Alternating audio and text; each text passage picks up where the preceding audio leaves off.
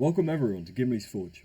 So with the introduction of the weekly challenge and more focus on single player games generally, then you're going to encounter a lot of bots. Now the most important thing is just to play good Polytopia, and those are skills that you'll pick up a lot from watching my videos. So for the first demonstration I'm going to make a new game and add an easy bot, a normal bot, a hard bot and a crazy bot. And let's go for emoji. Okay, at the beginning I'm just going to try and meet people as quickly as I can, so let's go and meet Hoodrick, and bounce in to meet Vengir. Then we've got enough stars for an explorer, because I just want to get vision on everyone at the beginning. So notice how we started with a level 1 city and it produced 2 stars. Now that's one more than a normal city would, and that's because it's our capital. However, let's have a look at the bots version of that. So Hoodrick have city, it doesn't say a level, whereas ours says level 2. So no level just means it's level 1. And it's producing 5 stars every turn. And that's because, yes, you read the thumbnail correctly, they're cheaters and they start with 5 stars per turn. So every tribe starts with 5 stars at the beginning. However, whereas we began with +2 and we're now on +3 because we took an explorer, so 1 for the level up, they start with 5 every turn. So that means on turn 1 a crazy bot will have 10 stars if they haven't spent any already. Now let's check the other tribes. So Vengir, again a city, no level because we started first, they haven't got any time to upgrade yet. And they're on 2 stars per turn, so that's the same as us, and less than Hoodrick because of the difficulty bonus. Now Yadak, again just a city, and they produce 3.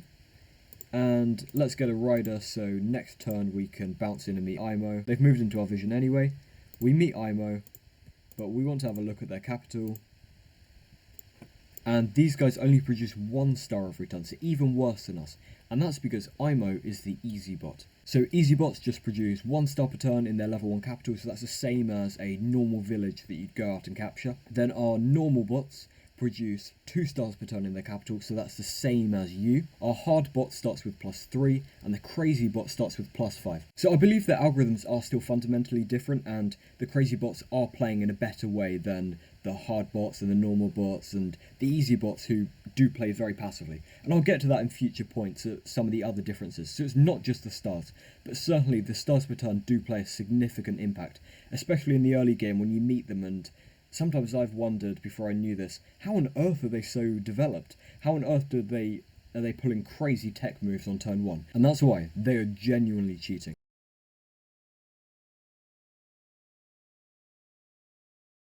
Okay, I've skipped forward a bit just to see if Hoodrick pull anything crazy, and they really haven't. I reckon they're just stashing stars or something, because these are both still just normal cities without any upgrades.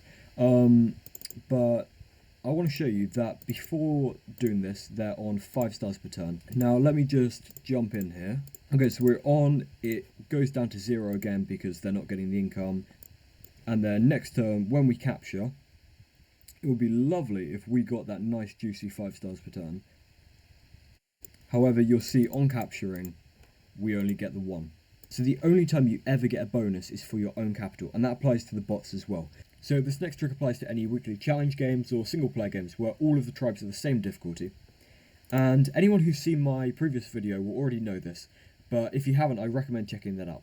But I put it with this because it does apply to the bots, and that's working out what difficulty they are. So before I've even gone in and looked at the income of other capitals, I can already look at this. The difficulty is 244%. I won't go through and count these now, but I'm pretty sure it's 14 opponents, so 15 total. Then the difficulty doesn't actually have any effect in-game, so all of these scores you see here are all without the difficulty bonus. That was the same score they saw up on the screen. Yes, he peaks. When he finished the game, he had 42.7k. However, you can still use this to work out what difficulty they are. So let's start a new game, and scroll along until we work it out. So I'm pretty sure it's 14 opponents. Already you can see the 244 matching up. So let's check out last week's. It was a difficulty bonus of 150% and there were 3 opponents. So new game, 3 opponents, and match until we get 150%. Aha, they must be normal. Then for number 3 I'm going back to our game with all the different bots, and it's the easy bots love you and crazy bots hate you. So I'm going to go to Imo, our easy bot, and they think I am charming, powerful and dominating. So every bot has 2 or 3 opinions of you.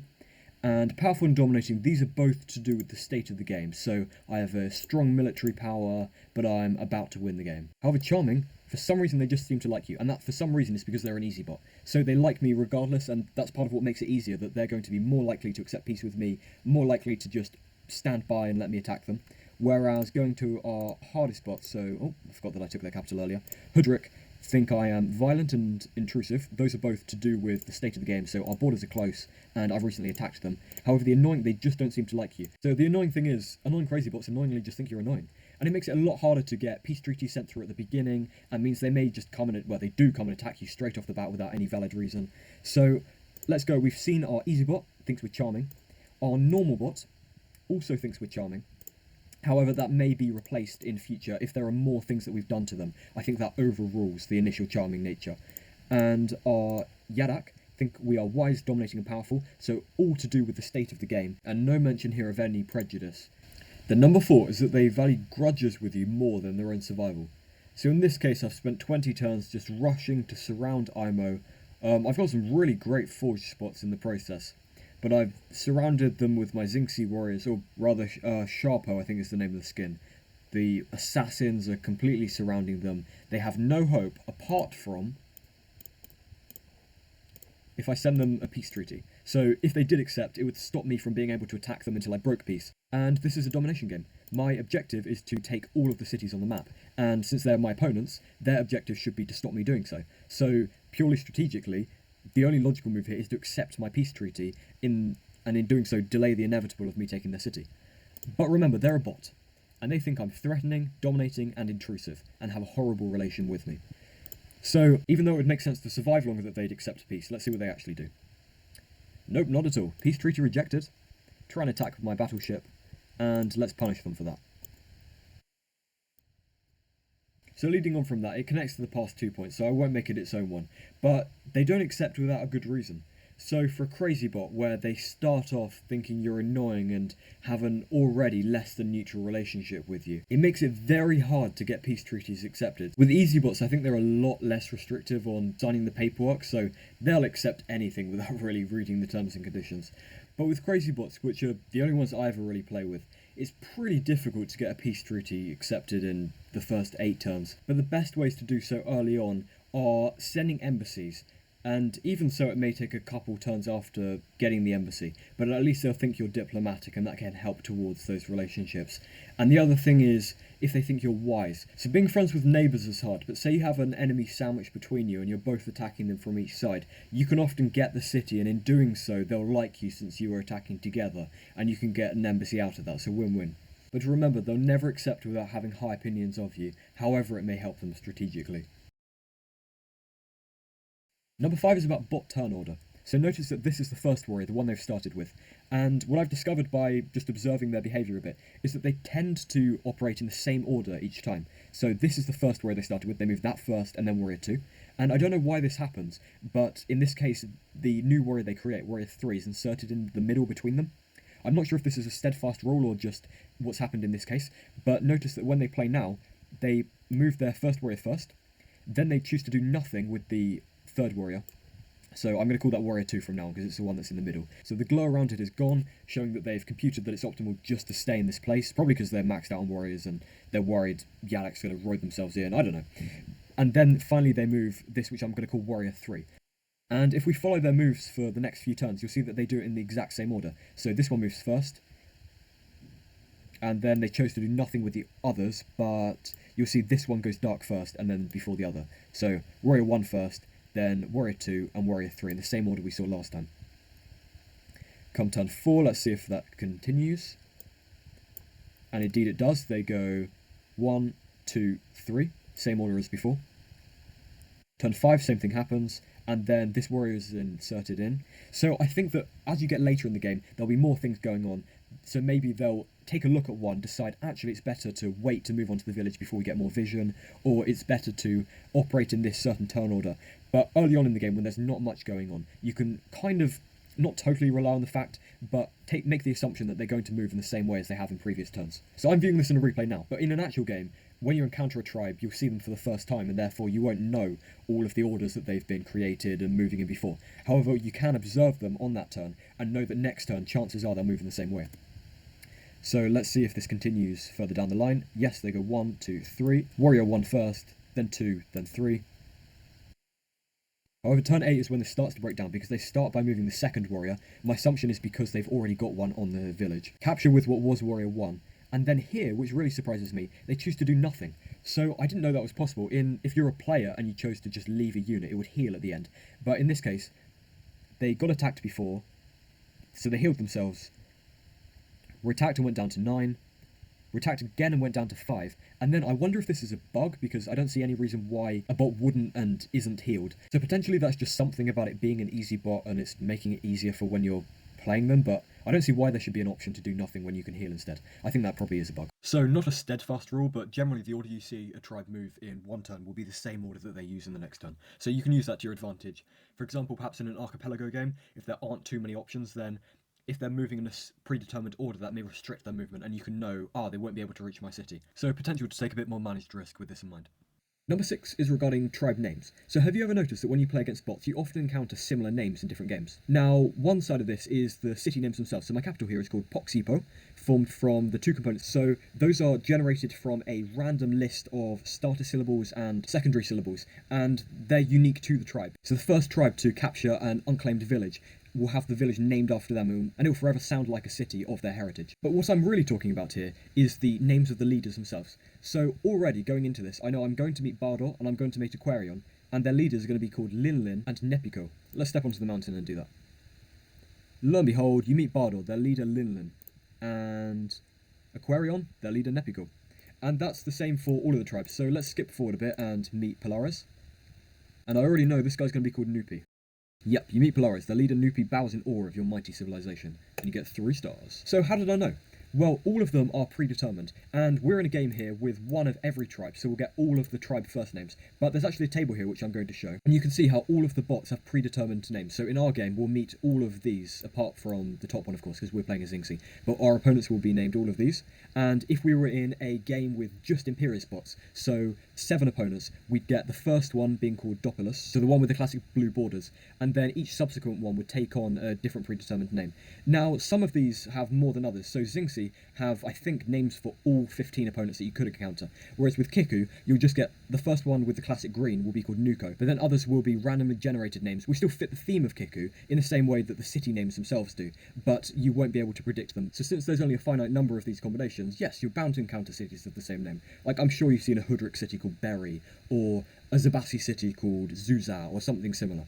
Then the 7th and final thing is a discovery that I made in my previous video, and that's that bots can get stars early. So normally when a tribe meets you, they get the stars at the beginning of their next turn, and the stars that they get is based on your score at the end of the turn. However, I noticed an exception when I was analysing the top game of a previous week, where you can see in the replay that Yadak, a bot, actually gets the meeting stars during the opponent's turn when they send an embassy. So let's watch this in action. So this clip you're watching is from my previous video, and I do highly recommend checking that out if you haven't already. But you'll see that at the time, Statewide Treat, who I'm analysing here, is below 2000, and you'll see that Yalak get 5 stars during the turn itself, as opposed to the beginning of their own turn as you'd normally expect. So in my analysis on that video, I discussed how the timing of meets can be crucial in determining game-changing meeting stars, whether you gift or prevent your opponents from getting those extra stars, and in a perfection game, arguably, in cases that can be good or bad, depending on whether you want to invest in them, give them more stars, so they can grow cities up for you before you take them, or if you want to cut their resources to make it harder for them to defend against you. So since then, I have of course done some digging, and concluded that I was correct. However, there's more to it than I initially thought. So the case we witnessed in the replay was a case when it was an embassy being sent, and in that case, you'll see in this replay here, that when an embassy is sent, you only get the stars of the score you're on at the time. So here I'm the Green Quetzali, and you'll see me triggering meets with bots in 2 different ways. So you saw me move down into Salanti's vision, and I also sent an embassy to Zabasi. Both of those happened while I was below 2000, so you'd get 5 stars at that stage if I would stop there. However, I don't. I go on and develop economy quite a lot, so I'm sufficiently over 2000 score, meaning that you get 7. So which is it?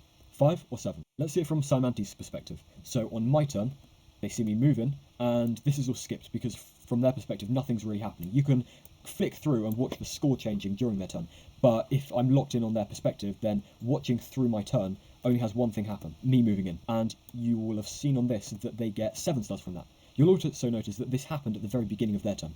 So this was a movement meet, so I moved into their vision, and they got the 7 stars I was on at the beginning of their turn, which is the same as the end of my turn. So beginning of their turn, I was over 2,000, and thus they get 7 stars from me. What's interesting though is that on my turn, I moved first before setting up the embassy. So let's see how that pans out from Zabassi's perspective. For them, at the beginning of my turn, they don't know about me yet, and they meet me for 5 stars when I establish an embassy. So of course you can't establish an embassy with someone you don't know yet, but interestingly, that pop-up occurs on the turn itself, as opposed to at the beginning of their turn. So they get the meet, they get the stars, they get the embassy on my turn itself, and so by the time their turn comes around, it's already set up.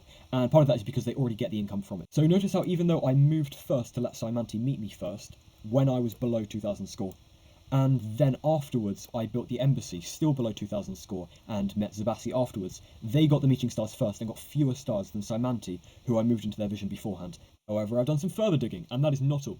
So in this game, I'm playing as both human players, and we see a similar scenario pan out. So the red Quetzali move on to the village, and they can't see the other Quetzali yet. However, the others can. I think I moved in here, got the vision, and then stepped backwards. And that means that when I build an embassy with them, so I think this was me buying diplomacy for 7 stars, and then this was me setting up the embassy, it brought me up to exactly 1,000 points.